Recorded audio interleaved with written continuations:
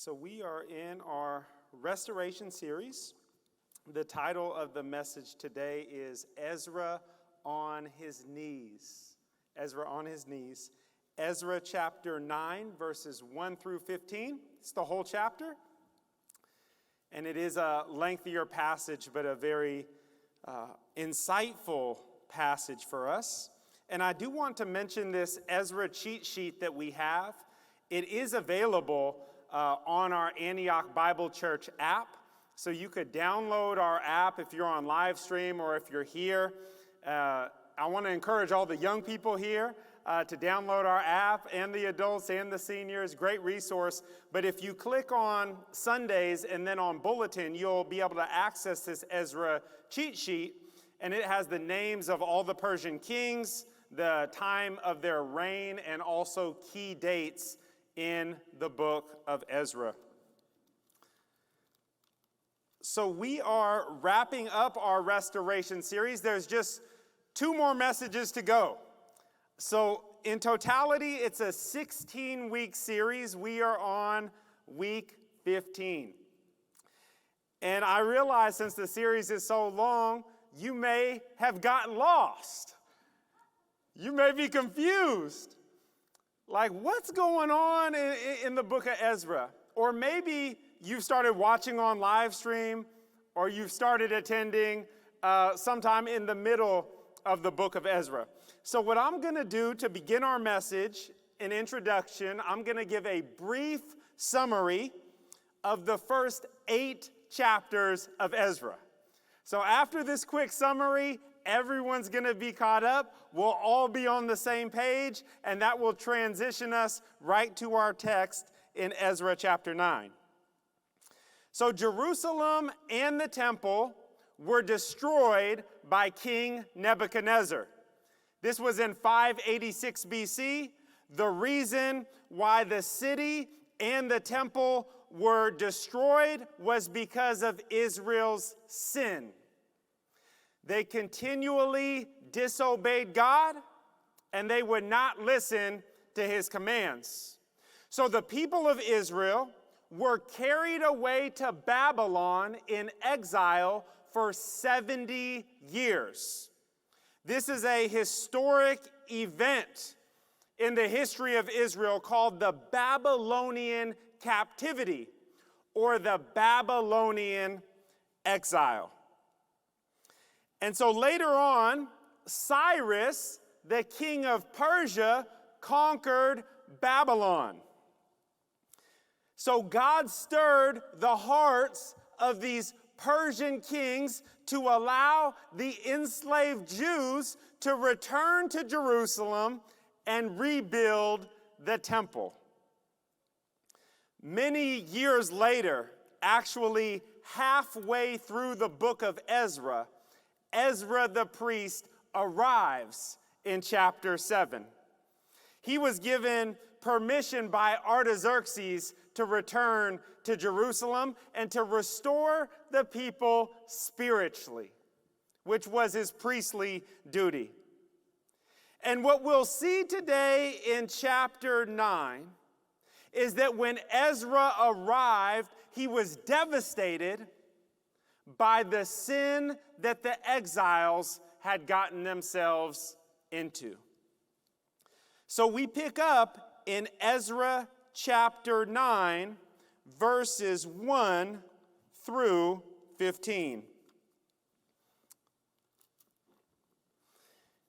After these things had been done, the officials approached me and said, "The people of Israel and the priests and the Levites have not separated themselves from the peoples of the lands with their abominations. From the Canaanites, the Hittites, the Perizzites, the Jebusites, the Ammonites, the Moabites, the Egyptians, and the Amorites. For they have taken some of their daughters to be wives for themselves and for their sons, so that the holy race has mixed itself with the peoples of the lands. And in this faithlessness, the hand of the officials and chief men has been foremost. Verse 3. As soon as I heard this, I tore my garment and my cloak. I pulled hair from my head and beard and sat appalled. Then all who trembled at the words of the God of Israel because of the faithlessness of the returned exiles gathered around me while I sat appalled until the evening sacrifice. And at the evening sacrifice, I rose from my fasting with my garment and my cloak torn and fell upon my knees and spread out my hands to the Lord my God, saying, "Oh my God, I am ashamed and I blush to lift my face to you, my God. For our iniquities have risen higher than our heads, and our guilt has mounted up to the heavens. From the days of our fathers to this day, we have been in great guilt. And for our iniquities, we, our kings and our priests, have been given into the hand of the kings of the lands, to sword, to captivity, to plundering, and to utter shame, as it is today." Verse 8. "But now for a brief moment, favor has been shown by the Lord our God, to leave us a remnant and to give us a secure hold within his holy place, that our God may brighten our eyes and grant us a little reviving in our slavery. For we are slaves, yet our God has not forsaken us in our slavery, but has extended to us his steadfast love before the kings of Persia, to grant us some reviving, to set up the house of our God, to repair its ruins, and to give us protection in Judea and Jerusalem." Verse 10. "And now, O our God, what shall we say after this? For we have forsaken your commandments, which you commanded by your servants the prophets, saying, the land that you are entering to take possession of it is a land impure with the impurity of the peoples of the lands, with their abominations that have filled it from end to end with their uncleanness. Therefore do not give your daughters to their sons, neither take their daughters for your sons, and never seek their peace or prosperity, that you may be strong and eat the good of the land and leave it for an inheritance to your children forever. And after all that has come upon us for our evil deeds and for our great guilt, seeing that you, our God, have punished us less than our iniquities deserved, and have given us such a remnant as this, shall we break your commandments again and intermarry with the peoples who practice these abominations? Would you not be angry with us until you consumed us, so that there should be no remnant nor any to escape? O Lord, the God of Israel, you are just, for we are left a remnant that has escaped as it is today.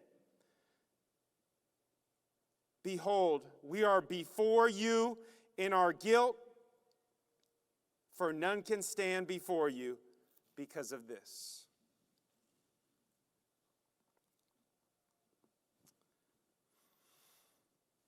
we see in this text that the exiles were faithless. But God was still faithful. And we can relate to that in our lives. When we are a faithless people, God is still faithful to us. Do you know what I'm talking about? We serve a faithful God, even when we are faithless. So in our message today, we will explore the faithlessness of the exiles and the faithfulness of God. And I also have a story to share from my friend Shelley. So as we look at the faithlessness of the exiles, we see in Ezra chapter 9, verse 1, that the officials dropped a bomb on Ezra. Hey, Ezra, welcome to Jerusalem.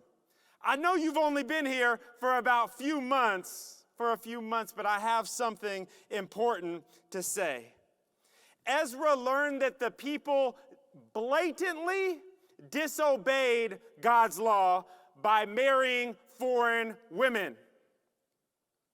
This was a clear violation of God's command in the Torah, the first 5 books of the Bible. And to make things even worse, the worst offenders were the chief men, the priests and the Levites. It would be like if the pastors and the staff at a church were the greatest transgressors of a sin, and they modeled poor leadership to the people, and they got caught in the sin. We'll take a look at Deuteronomy chapter 7, verses 1 through 5. This is just one of many verses in the Torah that speaks to God's command. Deuteronomy 7, verses 1 through 5, it says, "When the Lord your God brings you into the land that you are entering to take possession of it, and clears away many nations before you," these names sound familiar. The Hittites, the Girgashites, the Amorites, the Canaanites, the Perizzites, the Hivites, and the Jebusites, 7 nations more numerous and mightier than you. And when the Lord your God gives them over to you, and you defeat them, then you must devote them to complete destruction. You shall make no covenant with them and show no mercy to them. Verse 3 in neon lights. You shall not intermarry with them. Very clear. Giving your daughters to their sons or taking their daughters for your sons. We continue on in verse 4 and 5. For they would turn away your sons from following me to serve other gods. Then the anger of the Lord would be kindled against you, and he would destroy you quickly. But thus shall you deal with them. You shall break down their altars and dash in pieces their pillars and chop down their Asherim and burn their carved images with fire. God's command is clear. So with this text, you can either scoot right past some difficult issues, or you can dig. And the Lord had me dig this week. And when I preach, I use commentaries because I want to see what other pastors and theologians have wrote on a passage. These men have come before me and have left a commentary to help younger pastors like myself. And my favorite commentary on the book of Ezra says this. Now listen carefully, because you may not agree with this statement. And I may not agree with this statement, but I'm telling you what my favorite commentary, who I would consider the top theologian out of my commentary sets, this is what he said regarding intermarriage. It is not just a believer intentionally marrying an unbeliever that is in view here. It is a racial or ethnic issue.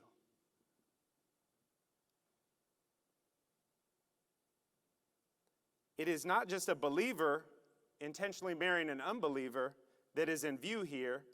It is a racial or ethnic issue. So I feel that if I am to preach this text faithfully, that we must answer the question, is the sin of marrying foreign women a racial or ethnic issue? So the sin of intermarriage is called faithlessness. So in Ezra chapter 9, as you see in verse 2, towards the end it says, and in this faithlessness, the hand of the officials and the chief men has been foremost. In verse 4, then all who trembled at the words of the God of Israel because of the faithlessness of the returned exiles. It's not a lack of faith to marry someone who will strengthen your relationship with God. Do you follow me?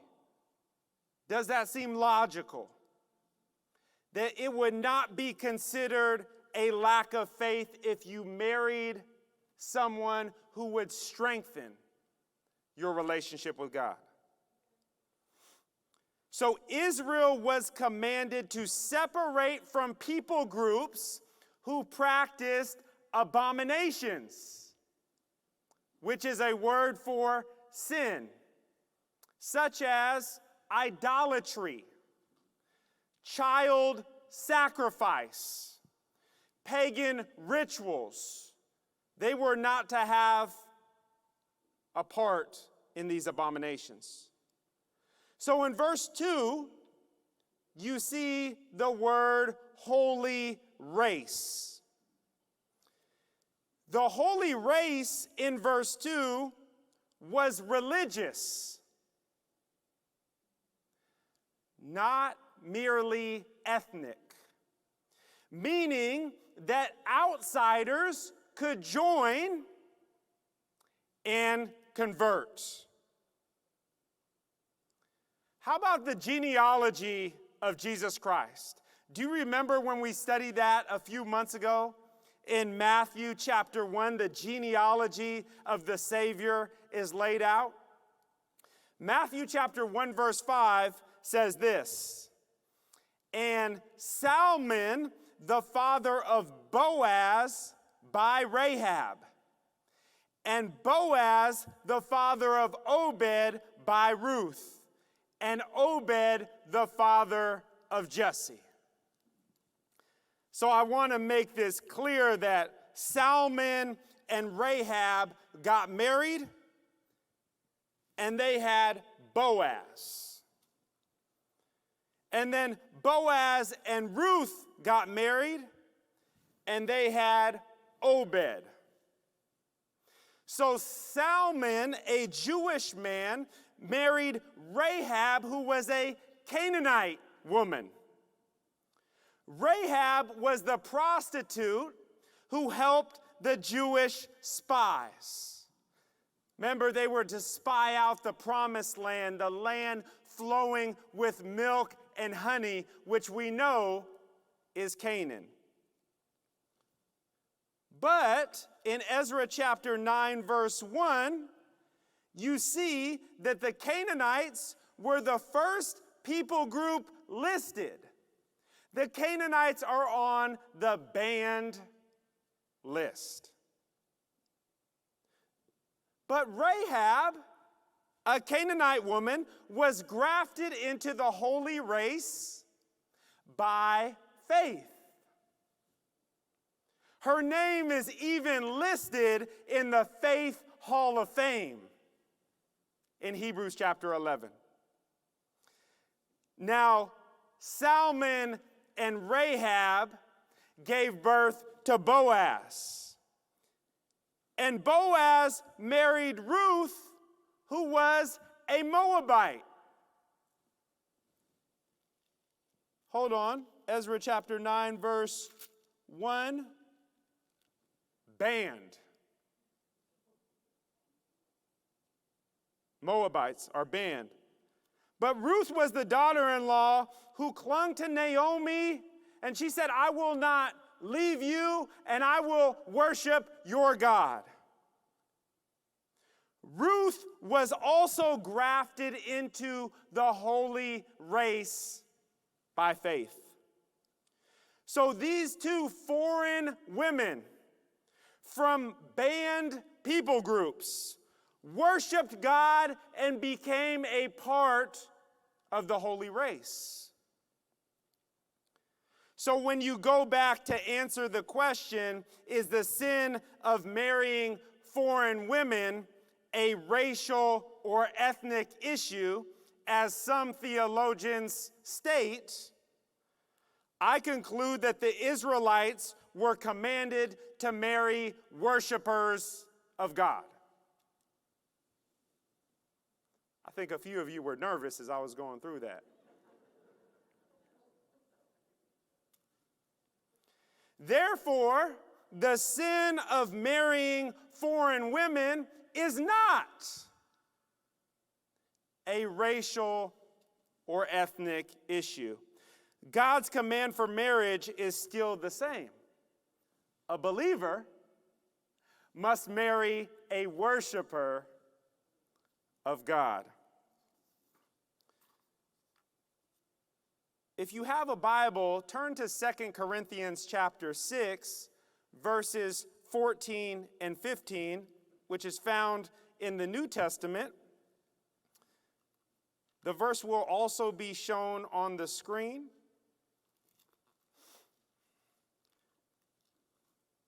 2 Corinthians chapter 6, verses 14 and 15.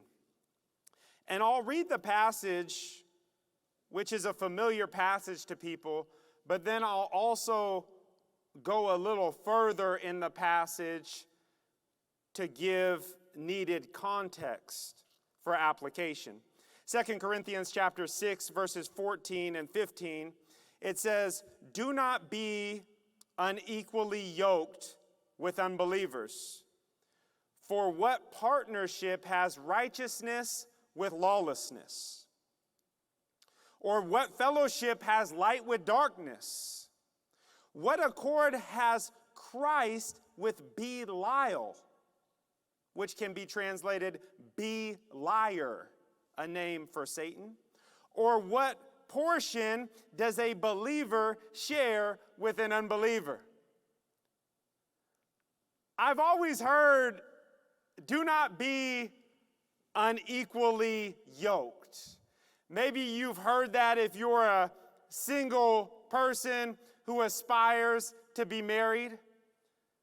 But I've always thought, well, how do you know that that verse has anything to do with marriage?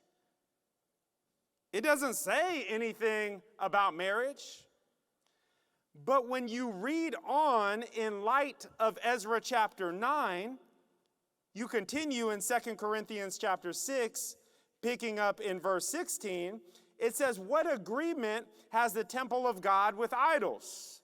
For we are the temple of the living God, as God said, I will make my dwelling among them and walk among them. I will be their God, and they shall be my people. Therefore, go out from their midst and be separate from them, says the Lord.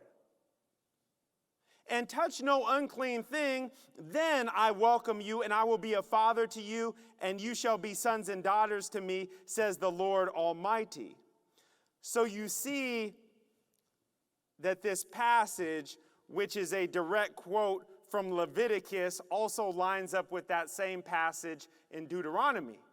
And so you can conclude, yes, the whole unequally yoked thing, that is speaking to marriage. I have a Christian friend whose name is Shelley. Shelley married a Hindu man. This is a true story.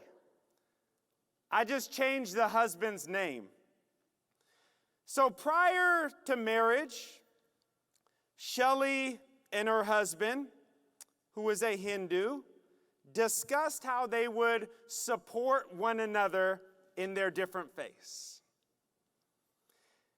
And since Shelley was young, she was in her 20s, and after talking to her, she said, I was also very naive, but she thought in her mind, as a young woman who had found the love of her life, she said, how could this really be such a problem?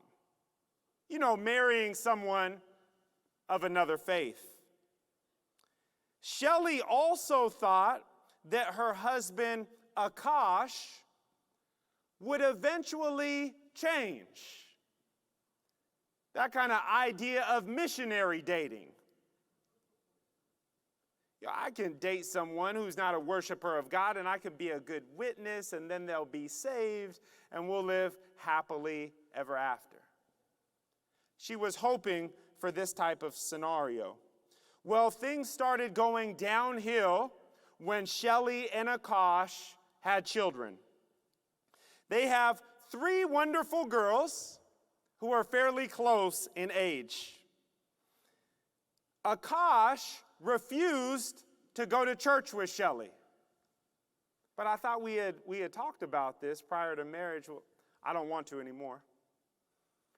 And he said that Shelley and the girls could only go to church on Sunday. They couldn't participate in any weekday activities. The girls were not allowed to go on any youth trips or vacation Bible school. This is coming from the head of their house. So when Shelley and Akash have arguments or they need to make a decision, there is no common ground of faith. There is no center for them to come back to,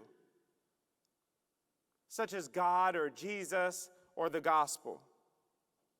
And when religion is brought up in their house, each of them becomes defensive, because it's very hard for either of them to compromise on their faith that means so much to them.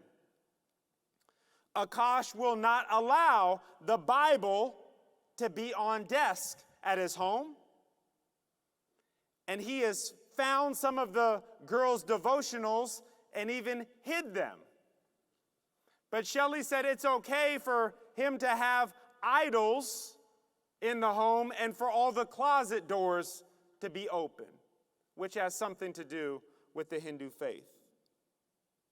And see, the 3 girls are torn because they want to please their mom, but they also want to please their dad. So the oldest daughter, who is 16, told me that she attends the Hindu temple where all of the idols are, and she prays to please her dad. And while all 3 girls, by God's grace, believe in Jesus as their Lord and Savior, this is something that must be kept secret from Akash. And they can't get baptized. If they do, it would have to be a secret that's hidden from their dad. Shelley, over the years, has become a very strong Christian woman and mother. And she believes that there is always hope. Shelley is not giving up hope for her husband because she knows that God can work a miracle. She cited to me Romans chapter 8, verse 28. For God works together all things for the good to those who love God, to those called according to his purpose. And the marriage has been really difficult on Shelley. But her trials have brought her closer to God. Shelley told me that Akash is a good husband and a good dad and a good provider. But it's difficult for Shelley to sit in church every single Sunday with no husband. She's an integral part of her church community, and she sees all of her friends sitting with their husbands. She knows that this trial is temporary and that this pain will not last forever. Please pray for my friend Shelley and her family. When we are faithless to God, God is still faithful to us. Looking at the faithfulness of God, when one person sins in a covenant community, Israel, the whole nation is under judgment. So Ezra took personal responsibility for this sin of intermarrying, and he took it upon himself. Paul said in the New Testament, "Do you not know that a little leaven leavens the whole lump?" And sin had resulted in judgment for Israel. If you go back to Ezra chapter 9 and you look at verse 7, you see the judgment. It says, "From the days of our fathers to this day we have been in great guilt, and for our iniquities we, our kings and our priests, have been given into the hand of the kings of the lands, to the sword, to captivity, to plundering, and to utter shame, as it is today." Sin does lead to physical death. We should not play around with sin. We should not be faithless when it comes to God's commands. But to Ezra, this sin was no joke, because he already knew what had previously happened. See, sins have consequences. My mentor always told me this. He said, you can name the sin, but you can't name the consequence. You know what sin you can participate in, but you don't know what the punishment will be for that sin. But here's where I want to encourage everyone today about God's faithfulness, is that everyone makes mistakes. Right? Everyone in here has made a mistake.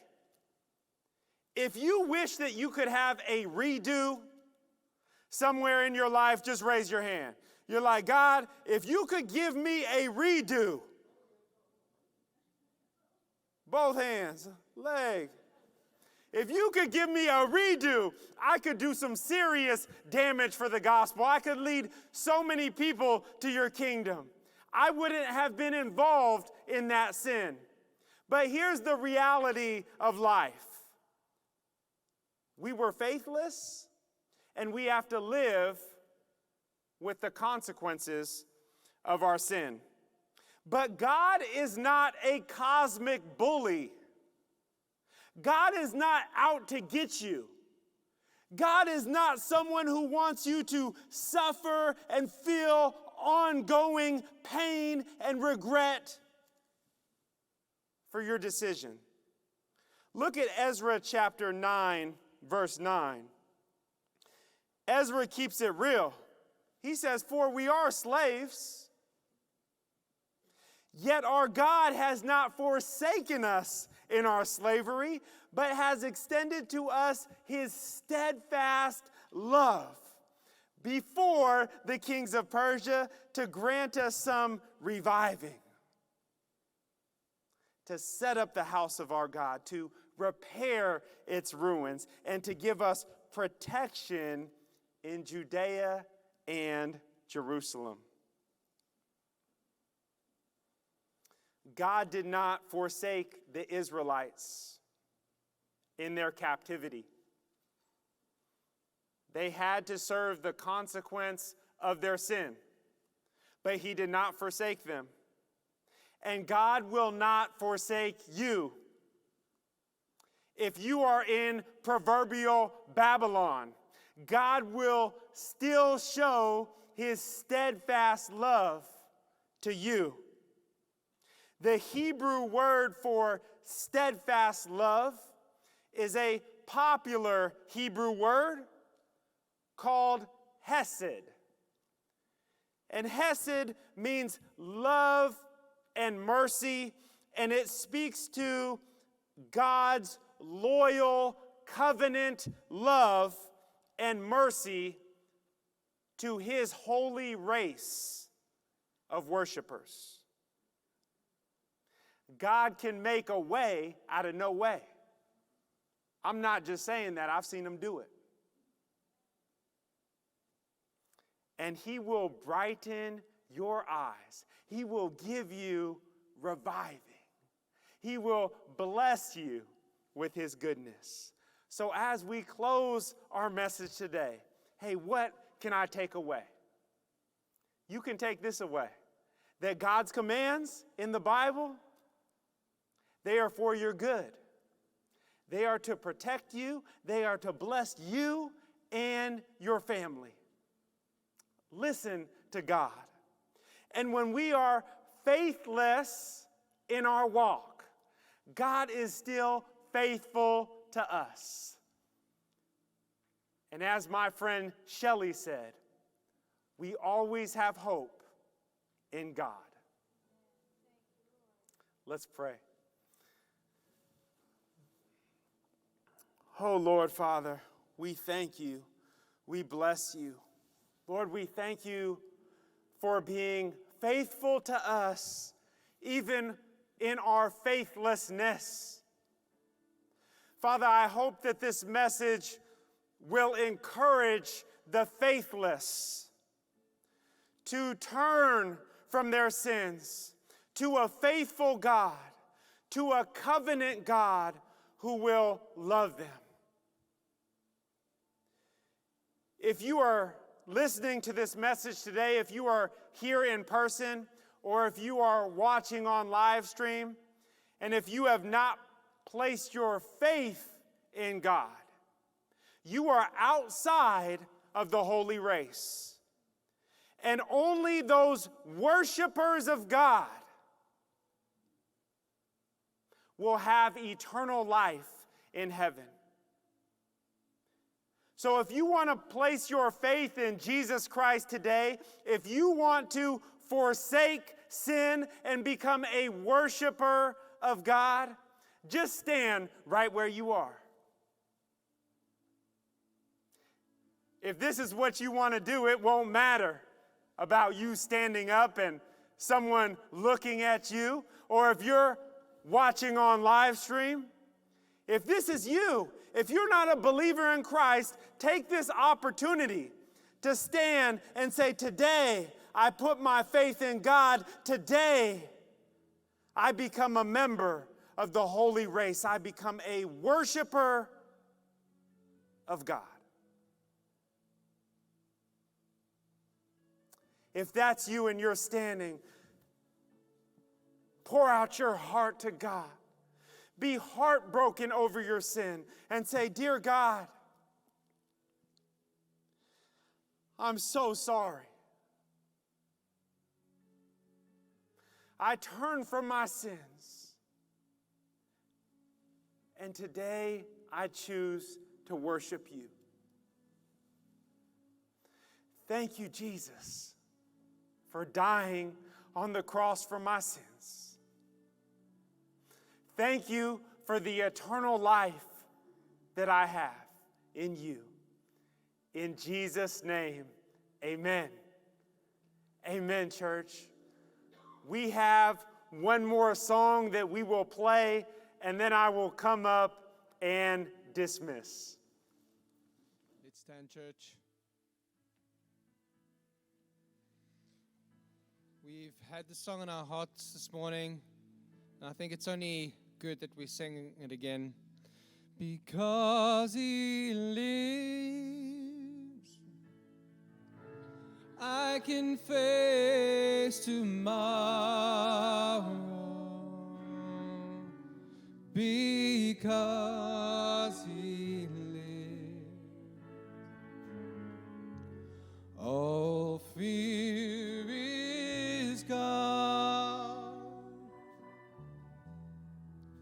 Because I know, yes I know, He holds a future, and life is worth the living just because He lives. Sing it again, church. Because He lives, I can face tomorrow. Because He lives, all fear is gone. Because I know He holds the future,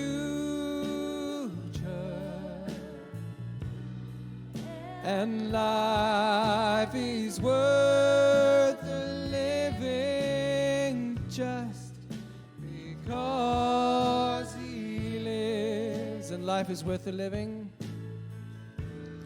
And life is worth the living just because He lives.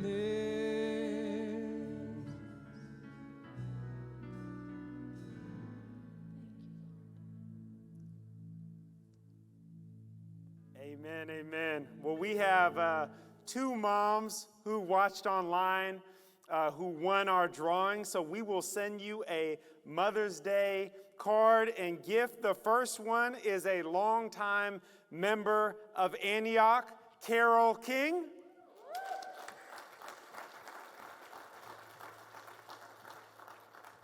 And the second mother goes by the name Nellie.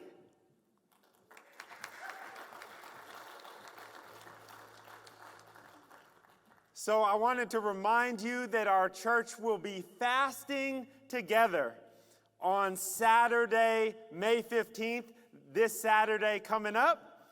So hopefully you have had enough time to unbusy yourself and take Saturday and really focus on the Lord. And the purpose of our fast is to pray for the salvation of those who don't know Christ. You may know people in your family, friends, and we're praying for the whole Pacific Northwest to come to know Jesus Christ. You can fast for one meal or all day, depending upon your experience with fasting. We will drink water during the fast, And if you are unable to fast for medical reasons, we do understand, but we still ask that you would pray with us. So be sure to replace your mealtime with scripture and prayer. Fasting is not dieting. We're not going on a diet. So instead of that lunch or that dinner that may take 30 minutes, you'll take that time and you'll pray and you'll read the word and you'll get spiritual nourishment from God. So what we'll do is we will send out a midweek encouragement with prayer points, also with scriptures, and with final reminders for the fast. Happy Mother's Day. Antioch, you are dismissed. Have a wonderful day with your families.